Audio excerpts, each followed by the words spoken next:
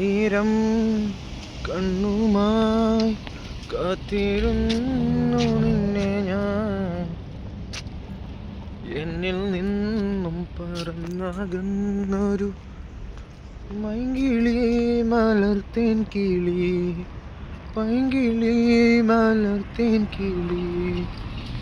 ഇപ്പം ഞാൻ താമസിക്കുന്ന ഏരിയയ്ക്ക് ലൊക്കേഷനിൽ വർക്ക് ലൊക്കേഷനിലേക്ക്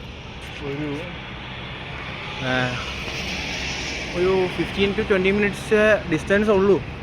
എങ്ങനെ വണ്ടി പോകണമെന്നുണ്ടെങ്കിൽ, പക്ഷേ വണ്ടി കിട്ടാൻ കുറച്ച് ബുദ്ധിമുട്ടുള്ള ഏരിയയാണ്, ഉള്ളിലാണ്. സോ ബസ് ചൂസ് ചെയ്തിട്ടാണ് ഇപ്പോൾ പോയിക്കൊണ്ടിരിക്കുന്നത്. ബസ് ചൂസ് ചെയ്തിട്ട് പോയിക്കൊണ്ടിരുന്നാലും ഡ്യൂട്ടി സ്പ്ലിറ്റ് ആയതുകൊണ്ട് റൂമിലേക്ക് വരൽ നടക്കില്ല. അപ്പോൾ അവിടെ തന്നെ സ്പെൻഡ് ചെയ്യണം.